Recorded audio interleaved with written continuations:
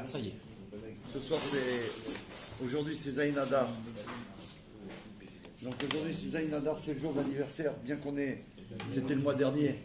Mais chez Chabad, on sait que quand on est né au mois d'Adar, on fête les 2 mois. Bon, Hachem, donc on a le srout de pouvoir recevoir encore cette bracha, que le libérateur, Moshe Rabbeinu, il est né ce jour-là.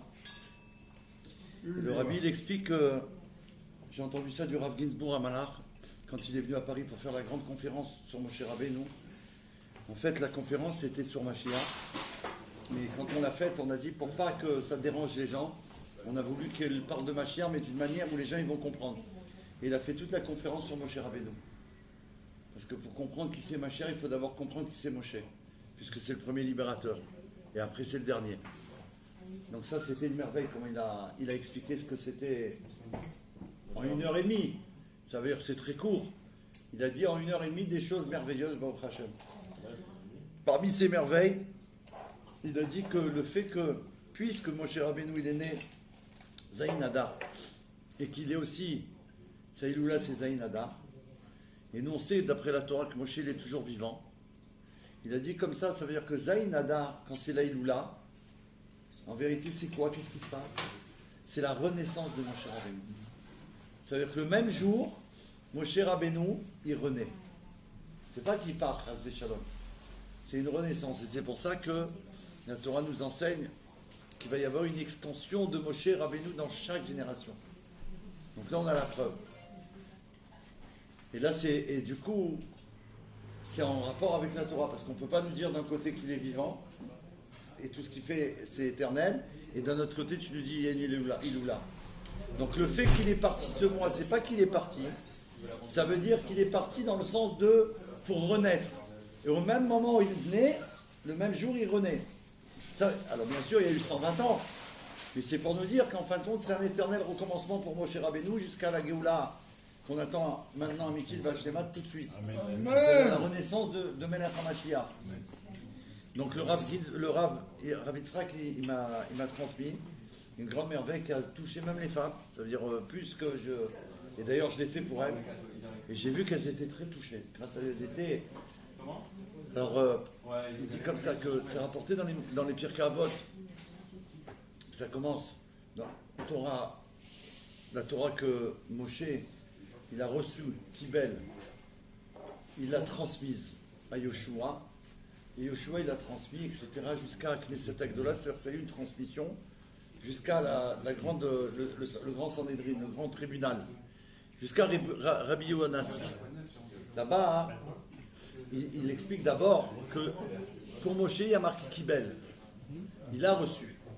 Et après, il y a marqué qu'il a transmis. D'accord? Donc, il n'y a que Moshe qui a reçu.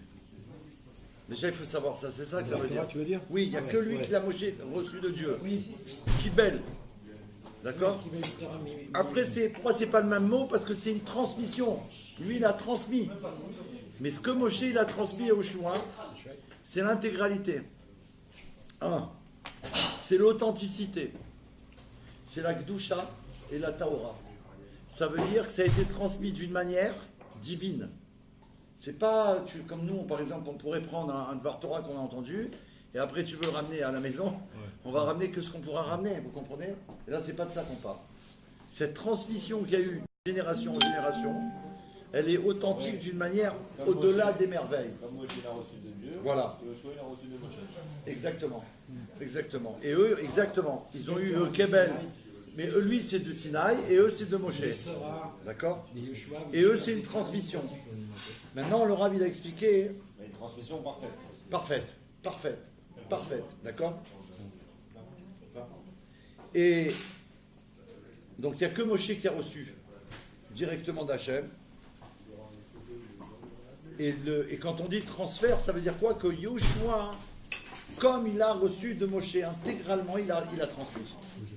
C'est ça que ça veut dire. Intégralement. Ça veut dire que Mamash, à la perfection. D'accord? La perfection la plus pure, la plus authentique. C'est ça que ça veut dire dans le Pirkei Avot, quand il nous dit ça. C'est pas juste pour nous dire que ça a été transmis comme ça, tu vois. C'est pas ça. C'est de la manière la plus authentique, identique, intégrale. avec son aspect profond La manie, ça c'est trop profond. voilà, non, tel qu'il a été donné.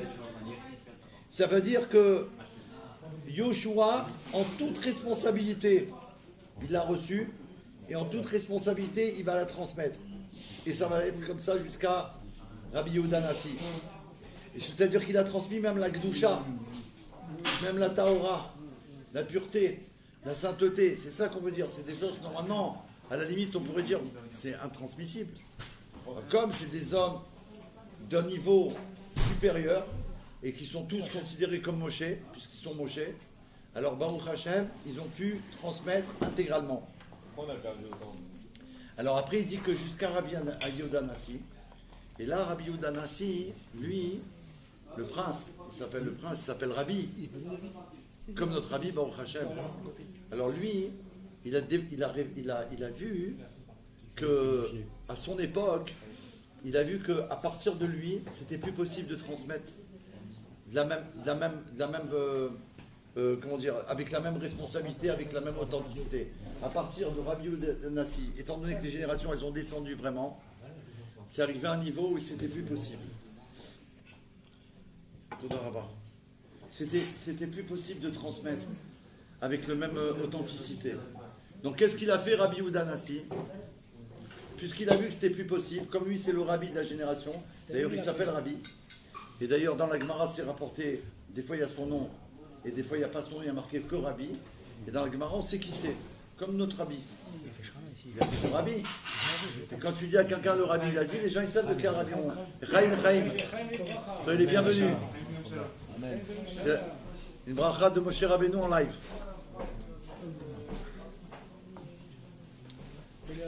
Donc comme il a vu que c'était plus possible de transmettre avec la même authenticité, Rabbi Yehuda Nassi, qu'est-ce qu'il a fait? À partir de là, il va compiler la Torah orale et il va l'écrire.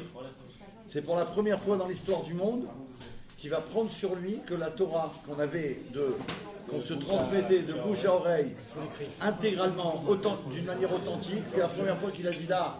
Il a vu qu'il y avait possibilité on allait perdre la Torah. On allait perdre des... Quoi? Oui, mais c'est Rabbi. C'est pour ça qu'on précise. Regarde, là on a affaire à des hommes au-delà des merveilles. On a affaire à des hommes. Binyamin, prends ça en même temps, tu mets les noms de ceux qui sont là qui ont fait les Raïm. Ça te dérange pas, tu es debout, oui. Je vais pas me lever. Eh ben, assis-toi après. Qui Raïm. Bon, voilà. Merci. Ok? Donc qu'est-ce qu'il a fait? Il va compiler la Torah orale, elle va devenir écrite. Et là, il fait ça pour nous sauver.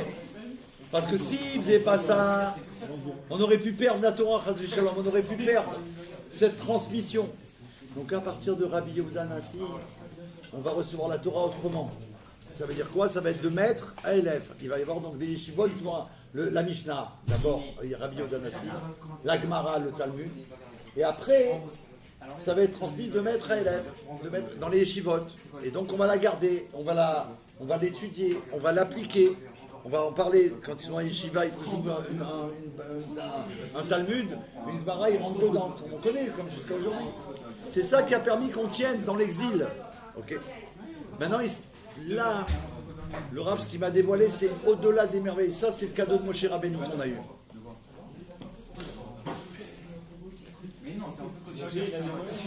Quoi?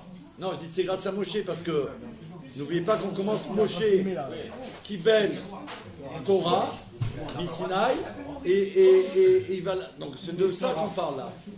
Là, c'est l'anniversaire de Moshe Rabbeinu. La réponse de Dieu à Moïse. On peut avoir un peu de celui-là, là, s'il te plaît. Oui. On va faire un mot de chacun. Et je serai celui qui. Je suis celui qui est. Ouais. alors c'était ça ma question. On doit le prendre au futur ou au présent? Ah. Est-ce que c'est je suis celui qui est ou est-ce que c'est je serai celui qui sera. C'est pareil. C'est pareil. Alors, ce qu'il veut dire, c'est que. C'est pareil? Ouais. Non, C'est c'est pas pas une pareil. question de temps là, je pense. Il y a un temps, mais c'est. Ce qu'il veut dire, ça veut dire que. Voilà. Oui. Non. Parce que le verbe être, je suis, Non, mais en déjà, hébreu, faut dire il qu'en hébreu, il n'existe n'y a pas. pas de verbe être. Donc il n'y a que Dieu qui est. Puisqu'en hébreu, il n'y a pas de verbe être. Exactement. Il y Mais a que si, Dieu Voilà. qui existe. si on interprète ça au futur, Donc on peut il y a dire. un mouvement. Si on interprète ça au présent, il y a une sorte, il y a quelque chose de statistique. Non, mais le problème, c'est que là, il y a la variante des langues. Peut-être tu as pas tort. Et donc ma question, c'est,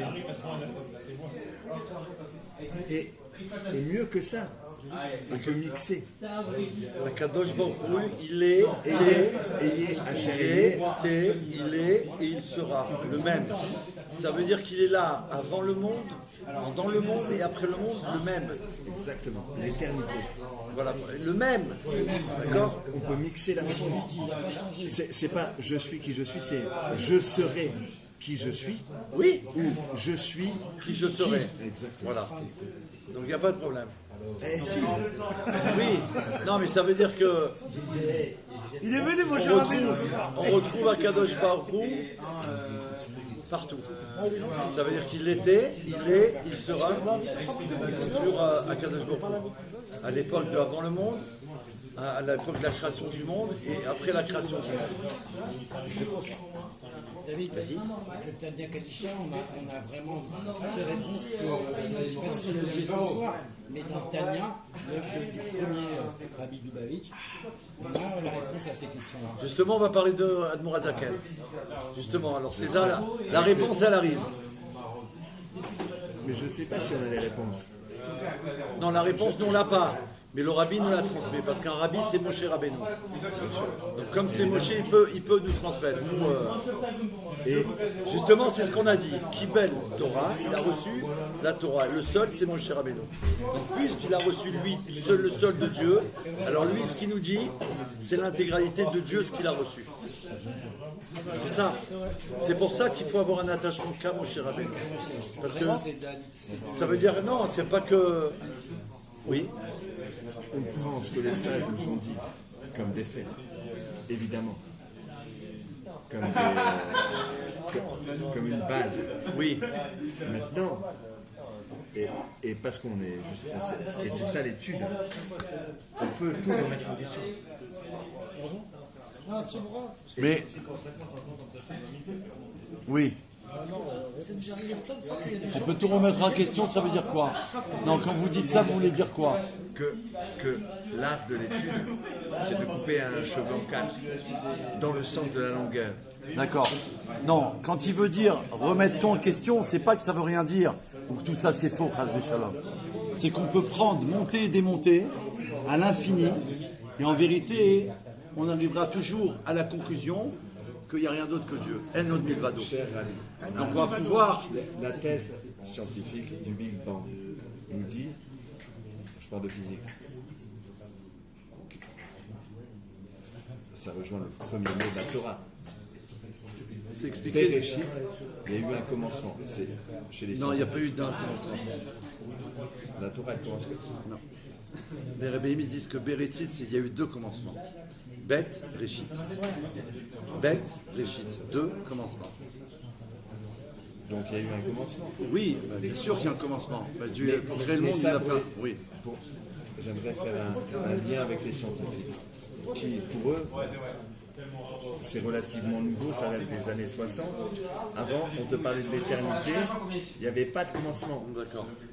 L'univers était éternel, donc il n'avait pas de commencement. Jusqu'à ce qu'il y ait un satellite Hubble qui te donne les échos du ce qu'on a appelé le Big Bang, et qui te prouve que la Torah a raison, que le premier mot de la Torah est vrai. Pour les scientifiques. Bereshit, il y a eu un commencement. David, la fin live. Attends, oui. Fin live. Ah oui. Par contre, Attends, c'est Dieu qui l'a envoyé. on prend, nous, on Il prend, me collait à moi, j'étais sur le trottoir. J'ai vu quelqu'un qui a apparu devant nous, par contre, nous, on prend le commencement, et eux, c'est scientifique. c'est important de faire un rapprochement avec les scientifiques. Cher Habib, vous savez pourquoi? Parce que un jour, ils cherchent la même chose. Dieu, le Créateur. Ils tendent vers ça. Aujourd'hui, les savants, les Je ne pense pas qu'ils cherchent la même chose. Non, attendez, ils sont à la recherche, mais ils vont arriver à la même conclusion. on est C'est d'accord. pas la même chose. C'est ce que je veux dire. Eux, ils recherchent à prouver, enfin à l'époque, plus maintenant, mais à l'époque, ils voulaient prouver que tout ce que la Bible elle raconte, c'est faux. Mais c'est pas grave, je sais, parce que dans leur recherche qui est vraie, scientifique, ils vont arriver à la réalité, à la vérité. Exactement. Ils sont arrivés d'ailleurs. Et donc, je voulais Ça vous fait dire, déjà longtemps. chez les scientifiques, le Big Bang, d'ailleurs, ça a été décrit. Un des rabbins les plus. Comme quoi, au départ, l'univers était gros comme. Il dit, une graine de moutarde Oui, c'est rapporté. Alors qui s'est mais ça, c'est. déployée et qui a donné le monde. Ça rejoint le Big Bang. Maintenant, moi j'ai envie de vous dire. Mais tout ça, c'est pas du tout la Torah. On est obligé de préciser parce que là, c'est filmé. On peut pas raconter des choses. C'est pas la Torah, ça. Ça veut dire les scientifiques. Non. Non. Non. Bereshit. Oui, Bereshit, il n'y a pas de problème. Le commencement de l'univers. Oui, le commencement de l'univers. Oui. Ça veut dire que c'est. Chez nous, C'est expliqué par C'est le scientifique. Rabbi Rachab dans un sefer qui fait plus de 1700 pages. entre autres, ce que je voulais vous dire, ces scientifiques-là, et ça rejoint la Torah, nous parlent aujourd'hui de Big Bang avec un commencement. Déjà, il rejoint la Torah. Il y a eu un commencement. Bereshit. Je comprends ce que vous dites. Depuis Aujourd'hui, vous dites qu'enfin, ils sont arrivés que oui, il y a eu un commencement. Maintenant, j'aimerais aller encore plus loin et passer une étape. L'hypothèse du Big Bang nous dit, d'un point de vue scientifique, qu'il y a eu une expansion d'espace-temps et de matière. Chez nous, on dit l'inverse, que Dieu s'est rétracté. Absolument. Il y a eu un Tzimtzum, Exactement, le Tzimtzum. contraction de sa lumière Mais infinie. il faut. Exactement. Est-ce que ces scientifiques sont au fait que le Big Bang pourrait être exactement l'inverse de ce qu'ils pensent? Non pas une expansion de matière et d'espace, mais exactement l'inverse. C'est-à-dire un endroit où tout s'est rétracté et qu'on se retrouve dans un endroit où Dieu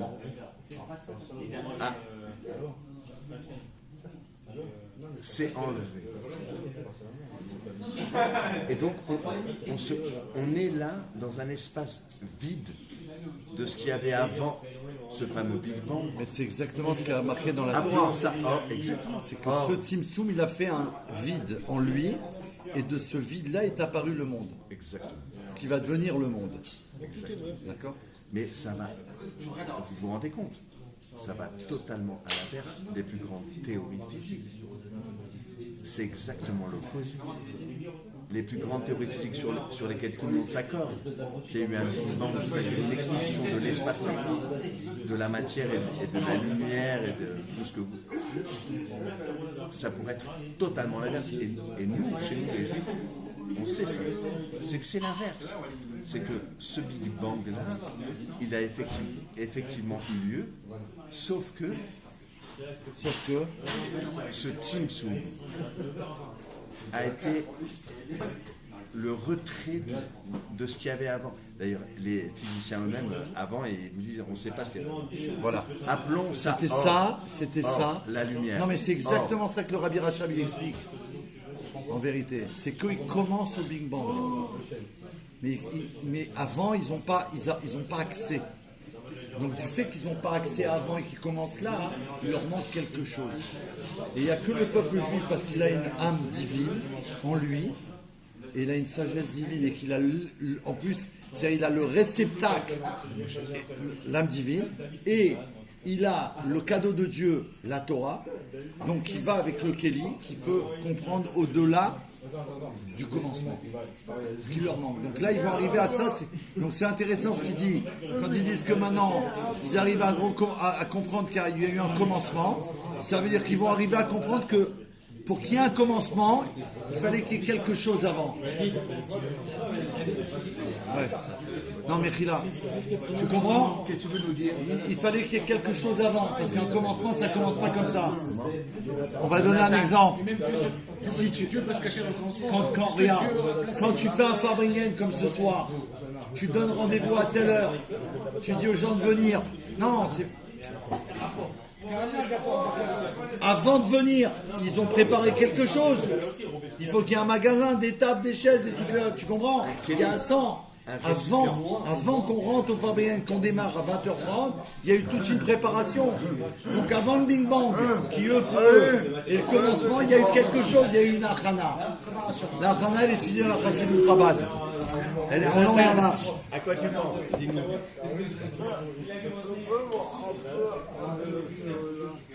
J'ai pas compris ce qu'il a dit. Magnifique. Ce qu'il a dit à Nathan. Merci beaucoup. Ce qu'il a dit à Nathan.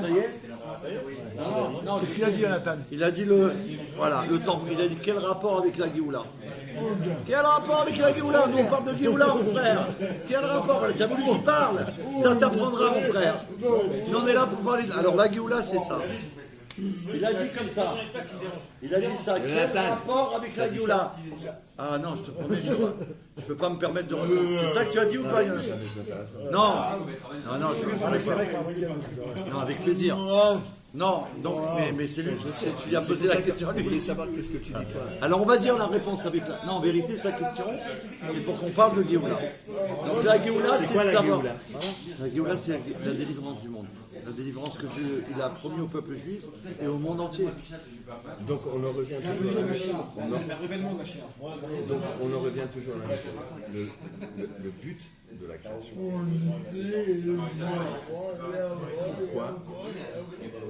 Pourquoi Dieu nous a créés? Dieu nous a créés parce qu'il avait un désir. C'est rapporté dans la Torah, un désir, on Il peut n'y avait pas. pas un manque. Il avait un désir. Non. Oui, mais parce que le désir implique le manque. Non, pas du tout. Si on a un désir, c'est qu'on a un. Non, ça c'est chez les hommes. Enfin, chez Dieu. C'est vrai. Il nous a fait nous avec un désir et donc vraiment le Kelly. Donc Ça veut dire qu'en vérité, le fait qu'il a un désir, nous aussi on a un désir. c'est-à-dire Le fait, puisqu'il a un désir et qu'il nous crée pour qu'on puisse réaliser son désir, du coup automatiquement on reçoit en nous ce désir. Et on a une preuve avec Et ça Mashiach. nous pose la question du plaisir. On doit avoir du plaisir en Dieu, ça veut dire quand on fait Torah et Mitzvot. Mais on doit arriver au plaisir. Parce que si on fait ça que sans plaisir, c'est pas ça qui va déclencher la Géoula. Il faut avoir du plaisir. Est-ce que vous pouvez me dire la Géoula, qu'est-ce que c'est? La Géoula, c'est la délivrance. La Géoula, c'est quoi? C'est le même mot qui veut dire exil. Exil, ça se dit Gola en hébreu. L'exil, c'est le monde, tout ce qui se passe, tout ce qu'on entend qui n'est pas très. Et Géoula, ce qu'il a dit, c'est juste Tu nous as dit quel rapport avec la Géoula. et moi je Parce que ce que tu as parlé, sans trace de chemin, ce qu'on a parlé, c'est-à-dire on parle du monde, on parle du monde de la Géoula, de l'exil. Comment faire que ce monde dont tu parles, il va devenir Géoula, même pour les scientifiques. Alors le rabbi donne la solution. Non, le rabbi, pas moi. Le rabbi de Lubavitch, le rabbi qui est considéré comme le roi Mashiach. Bien sûr, c'est le Moïse de notre génération. C'est le Mashiach de la génération. Donc lui, il a dit que pour... Non, il y a un Mashiach ou il n'y a pas. ah, il n'y en a qu'un, c'est le Mashiach. Et pour vous, c'est lui. Oui, il n'y a pas que pour nous. Si. On le sait. Ah, mais on le sait, il y en a des milliers de personnes. On le sait. Non, mais il faut le mettre à l'aise, il faut le dire qu'il est plus Oui, signé. non, mais, oui, Mashiach. Non, mais c'est pas une chose qu'on dit. Il y a eu un psa. Comment tu t'appelles? David. Le rabbi, il y a des. Écoute ce qu'il va faire David. Il y a des personnes qui ont statué sur le rabbi qu'il est le Mashiach devant lui. Ils ont fait un psak din devant des rabbinim. Ils sont venus annoncer devant le rabbi que, d'après le Rambam, le rabbi, il est authentifié comme Melech HaMashiach. En 91. Mais pardon. Mais si le Mashiach s'avère être le Mashiach, On se pose même pas la question de qui, dans ce cas-là, toute la communauté l'aurait accepté en tant que tel. Non. Non, parce que si c'était facile, comme tu le dis, David, ça fait longtemps qu'on aurait eu le Mashiach. C'est la plus dure des épreuves. Accepter l'homme que Dieu a choisi. Et le rabbi il a fait savoir que Dieu il a choisi un homme. Pour beaucoup de gens, Yeshua ben Yosef, Jésus-Christ, était le Mashiach. Il ne faut même pas prononcer son nom à une table de fabrique. Alors, pardon. Non, Mechila, en tout amour. Parce que Ça, c'est pour les vidéos de YouTube. Ça. David, je On connaît, hein. J'ai pas. Non, pas du tout, non. Je te Parce qu'il a regardé beaucoup YouTube, c'est pour ça. t'explique. Et pour vous dire, Mais ça, on connaît ça. Ça, on connaît ça. Le but, je t'explique. Je vais te dire ce qu'il a dit. Jonathan, il a dit on doit pas. Parce que là. ça m'intéresse beaucoup ce qu'il a dit, Jonathan. Alors, ce que Jonathan, il a voulu dire, c'est que là, on est en train de. Sur la Géoula, c'est que là, on est en train de faire un partout spécial pour Moshe. Mais il faut l'écouter. Ce qu'il veut dire simplement, c'est que de discussion au niveau de la création du monde, Parce que. le concept du pourquoi, de l'avant, on est tous d'accord. Ça, dessus. si tu veux, ça la question fait- qu'il a posée, c'est que c'est sublime, c'est super, c'est divin. Mais il dit quel rapport avec la non, Géoula, c'est quel rien. rapport avec la délivrance qu'on attend à chaque instant qui doit venir. C'est ça qu'il a dit. Donc, justement, on explique. Nathan, t'es d'accord? On explique. Ouais. Écoutez, on explique. Jonathan, David, c'est ce que t'as dit. David. Oui. On explique. On explique qui c'est. On explique qui c'est Moshe Rabbeinu parce que c'est son anniversaire. Pourquoi on explique? Oui, aujourd'hui. Mais pourquoi on explique ça aujourd'hui? Pour qu'on comprenne, parce que pour comprendre le concept de Mashiach, pour comprendre qui est Mashiach, il faut d'abord savoir qui c'est Moshe. Ah oui. Si tu ne sais pas qui c'est Moshe Rabbeinu, si toi tu crois que c'est un homme normal, qui est très grand, qui est magnifique, qui fait plein de miracles, mais des fois, je tu me ne peux pas demande si arriver au c'est un niveau homme. de Mashiach. Et ben voilà, c'est pour ça, tu n'as pas demandé ça. Parce que la Torah dit que c'est un homme, il a C'est un un papa et une maman. Il dit ça. Ah oui. C'est Vraiment. pour ça qu'on ne peut pas revenir en arrière, mon frère David. Parce que là, Ils ont pas dit là une moitié homme et une moitié. alors on va expliquer tout ça là. Il vient en âne. Il déroule en âne place Jérusalem. Ça va, Baruch Hashem. Alors j'ai tout. J'ai actualité, je vais Jack et Cher, j'ai Israël actualité. On te remercie. On te remercie d'abord de nous avoir envoyé un message alors que tu n'étais pas à Paris. Ça nous a beaucoup touchés. Merci, ça nous touche. Et moi, ça Non, nous je te touche dis, hein, c'est vrai ou pas? Et je vous remercie à vous tous de votre générosité, de votre gentillesse. Et Bémet, je vous dis franchement la gentillesse, je suis très heureux de vous retrouver. Et ça me fait vraiment une immense joie de vous revoir. Il veut être le premier. Et qu'on se verra, voudrait être le- toujours, qu'on se verra tous dans la joie et en bonne santé pour vous tous. Voilà. Il veut être le premier. Merci, merci. Voilà, Géoula, Mitsula, Shema. Ok, ça marche. Là, merci. Bon, alors, qui veut qui c'est qui veut le pass? Parce que ce soir, nous, on est venus pour écouter. Nous, on est venus pour écouter. Tu vois ce que je veux dire? C'est très important ce soir. Par contre, on rentre pas. Merci.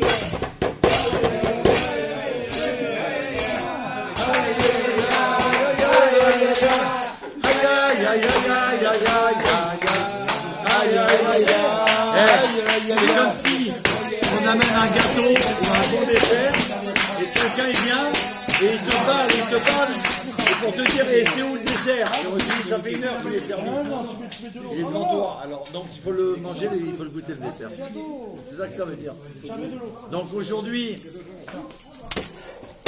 on peut chanter, hein, c'est pas. Elle demande lui s'il reste du gâteau. Au chocolat. La la la la la. Aïe aïe la la. Aïe aïe aïe aïe aïe aïe aïe aïe aïe aïe. Là ça veut dire que c'est moi ce que je. Ariel, s'il te plaît, donne-moi le coca.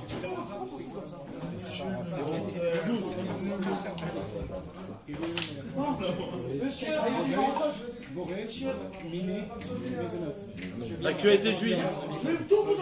Non, il n'y a pas de problème. Vive le roi Mashiach. Comment ça va dans le rabat? Alors, mais maintenant j'ai besoin, s'il vous plaît.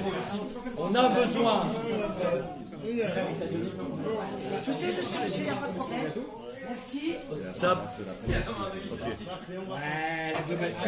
pas faux. Ok, allô. En fait, la globalité, c'est Merci beaucoup. c'est vrai, David.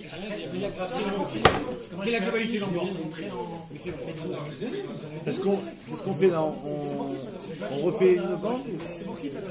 Donne. Merci. Est-ce que vous pouvez nous chanter une chanson encore? Oui, bien sûr. David Hoffman. Vous, la Géoula, c'est maintenant. Attends.